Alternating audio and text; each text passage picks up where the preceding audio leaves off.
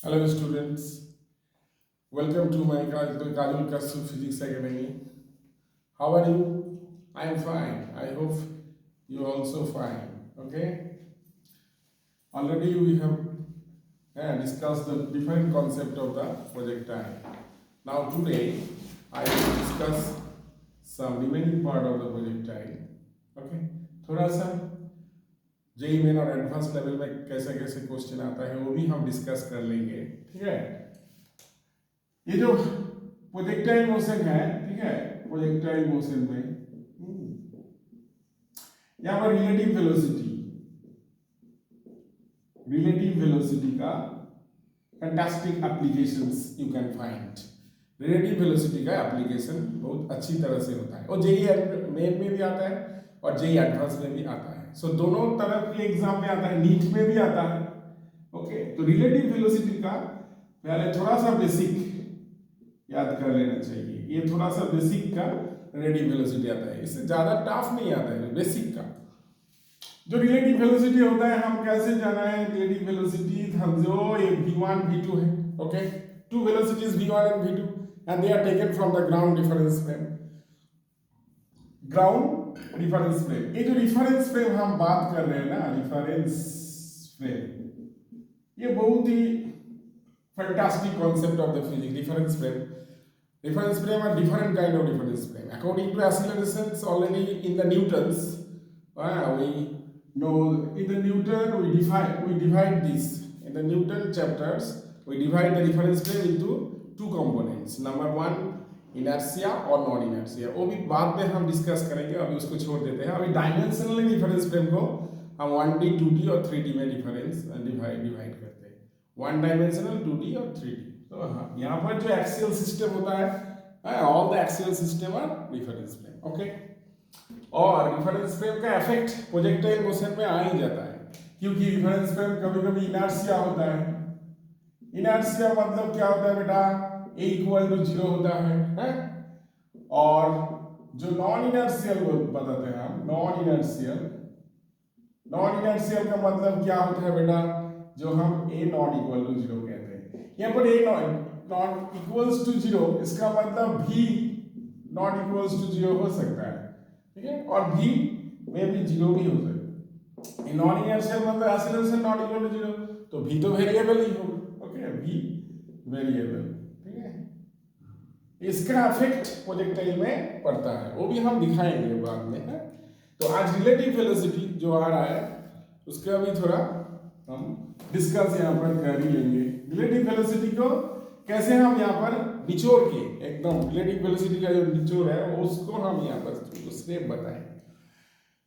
जैसे v1 and v2 होता है सर जी, तो ये v12 और v21 दोनों ही relative velocity. v12 is mean the relative velocity of 1 with respect to 2 and v21 relative velocity of 2 with respect to 1. जिसका हम इसको डायरेक्ट कनेक्ट करते हैं वेक्टर सब्ट्रैक्शन से. ठीक है. वेक्टर सब्ट्रैक्शन कर देंगे ना तो रिलेटिव वेलोसिटी ऐसा ही आ जाएगा. जैसे ये v12 है ना, इसका मतलब v1 माइनस v2. ठीक है. और तो ये क्या है, वेक्टर सब्ट्रैक्शन. सो v1 माइनस v2, तो v2 को ऐसे हम ऐसे ले लेंगे, तो ये वाला थीटा था तो भी ये 180 माइनस थीटा बन जाएगा. ऐसे बनता है, थीटा चेंज हो जा रहा है. तो यहाँ पर हम जो रिजल्टेंट मिलेगा हमको, जो रिजल्टेंट मिलेगा ना, यही होता है v1 का वैल्यू, मॉड ऑफ v1 मतलब यही रिजल्टेंट वेलोसिटी. और इसका वैल्यू क्या है सर, ऐसे होता है v1 square plus v2 square minus 2v1 v2 cos theta. ऐसे ये वेक्टर सब्ट्रैक्शन है. cos 180 माइनस थीटा माइनस ये जो cos theta minus cos theta आता है, ये cos 180 माइनस थीटा से माइनस cos थीटा आता है. ठीक है. अब दोनों समझो एक ही डायरेक्शन में जा रहा है, तो ये दोनों का जो रिलेटिव वेलोसिटी होगा सर v1 माइनस v2 हो जाएगा. ठीक है. v1 माइनस v2 हो जाएगा. डायरेक्ट माइनस कर देंगे हम, एक ही डायरेक्शन में जाएगा. तो अगर दो वेलोसिटी ऑपोजिट डायरेक्शन में जाएगा सो सर सो यहाँ पर जो एंगल मेड हुआ है 180 डिग्री, तो हम V1 को क्या करेंगे, V1 प्लस V2 कर देंगे सर। अपोजिट डायरेक्शन में जब जाएगा तो दोनों को प्लस कर देंगे, और सेम डायरेक्शन में जाएगा तो दोनों को माइनस कर देंगे, ठीक है। ये इस तरह का बेसिक नॉलेज एक प्रोजेक्टाइल में हमको लगाना पड़ेगा। कब लगाना पड़ेगा सर, जब दोनों प्रोजेक्टाइल का बीच हम रिलेटिव वेलोसिटी निकालेंगे, क्योंकि प्रोजेक्टाइल क्या होता है, 2 डायमेंशनल मोशन होता है। 2 डायमेंशनल मोशन में हम 2 वेलोसिटी मिलेंगे, एक्सीलरेशन तो जी रहेगा ही, ओके, वो तो बात अलग है, लेकिन वेलोसिटी तो दोनों होना चाहिए ना। अगर कभी कभी नहीं भी हो सकता है, अगर हॉरिजॉन्टल प्रोजेक्ट थ्रोइंग होगा तो एक ही वेलोसिटी तुमको मिलेगा, ठीक है। जैसे हम यहाँ पर दिखा रहे हैं तुमको एक प्रोजेक्टाइल का एग्जांपल, देखो यहाँ पर देखो कैसे आ रहा है। देखो यहाँ पर अगर हम यहाँ पर V1 दे देंगे इस तरह से V2 दे देंगे, और ये θ1 और θ2 दे देंगे। देखो इसका वेलोसिटी V1x कितना हो गया, V1 cos θ1, और इधर देखो V2x कितना आ गया बेटा, V2 cos θ2 आ गया, दोनों वेलोसिटी ऑपोजिट, ठीक है। तो यहाँ पर क्या करेंगे सर, दोनों वेलोसिटी ऑपोजिट प्लस कर देंगे, तो एक प्रोजेक्ट एक ये दो 1, तो 2 का रेस्पेक्ट में 1 का हिसाब करेंगे तो 2 क्या है, रेस्ट में आ जाएगा, इसको हम रेस्ट कहते हैं कंसेप्ट में। Whenever you want to find the relative velocity of one with respect to 2, then keep the 2 rest.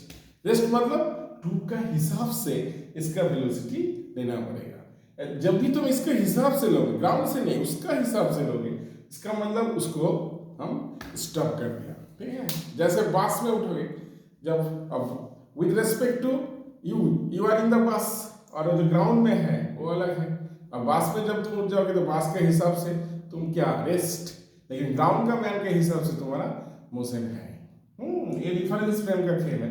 जब भी हम उस फ्रेम में उठेंगे ना, तो हम उस फ्रेम का ही एक पार्ट हो गया, तो वहां पर अब लेने का कोई फायदा नहीं है, ठीक है, नहीं भी लेंगे, क्योंकि यही तो बात है।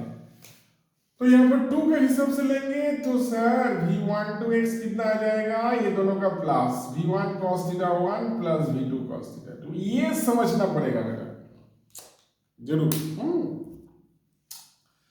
इसको समझने से अच्छा होगा। और देखो इसका जो वर्टिकल कंपोनेंट होगा, देखो V1 sin θ1, और इसका जो हॉरिजॉन्टल कंपोनेंट होगा V2 sin θ2। देखिए ये दोनों का बीच भी सर है, लेकिन यहाँ पर सर जी है, यस सर, यहाँ पर भी जी है, तो रिलेटिव एक्सीलरेशन 0 होना चाहिए ना, कुछ भी नहीं होगा, यस सर, कुछ भी नहीं होगा। तो ये दोनों का भी देखो V1 to y कितना होगा, ये सेम डायरेक्शन में जा रहा है, तो V sin θ1 minus V2 sin θ2, ऐसे तुम इस रिलेटिव वेलोसिटी को यहाँ पर बना सकते हो, ठीक है। तो ये जो V1 to y V1 to x आ गया, ये कॉलिशन, देखो ये रिलेटिव वेलोसिटी जब तुम समझोगे ना, तो कॉलिशन का एक थोड़ा सा पार्ट तुम्हारा हो ही जा रहा है। कॉलिशन मतलब क्या है सर, मीटिंग का मतलब कैचिंग, मतलब ये वाला वहां पर रीच कर रहा है। कॉलिशन मतलब क्या है, दोनों का साथ मीट, 1 and 2 कोलाइड, इसका मतलब क्या है, 1 मीट विथ 2, 1 और 2 का मीट हो रहा है, इसका नाम ही तो कॉलिशन है। तो मीट कब होगा, जब 1 यहाँ पर आएगा, अगर यहाँ पर आना चाहिए तो 1 को क्या, अगर 2 को हम रेस्ट कर देंगे तो 1 का वेलोसिटी इधर होना चाहिए ना, V1 to ऐसा होना चाहिए।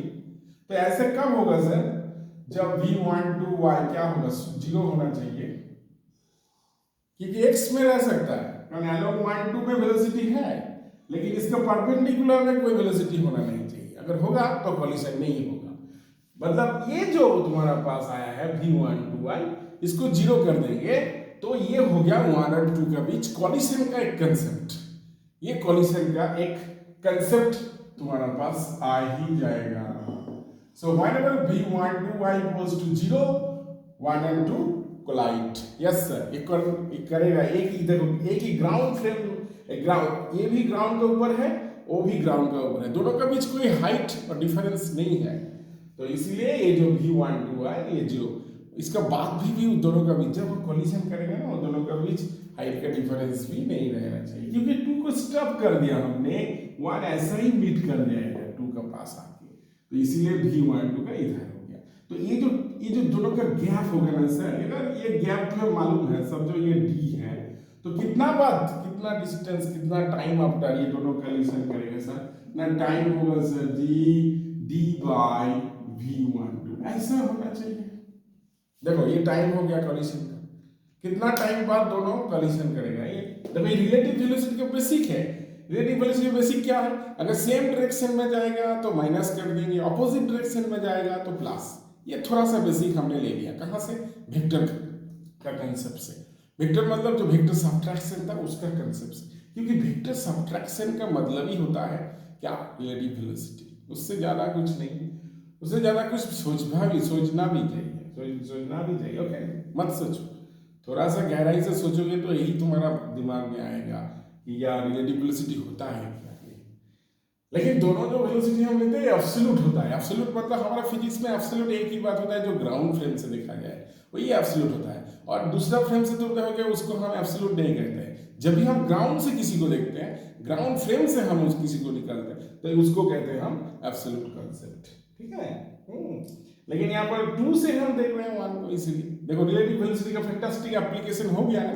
तो जब कॉलिशन बिटवीन टू प्रोजेक्टाइल तुम बना रहे हो, देखो दो प्रोजेक्टाइल का कॉलिशन बना रहे हो, देखो एक है इंटरेस्टिंग, देखो ये आज 0 आ गया, इसका मतलब सर वो जो दोनों का मोशन होगा ना, एक का रिस्पेक्ट में तो दूसरा का जो मोशन, समझो ये 2 का हिसाब से 1 का जो मोशन हम टेकअप करेंगे तो क्या होगा, देखो a12 तो सर 0 हो गया, u12 not equal to 0, v12 है, कोई बात नहीं है उसका तो ठीक है।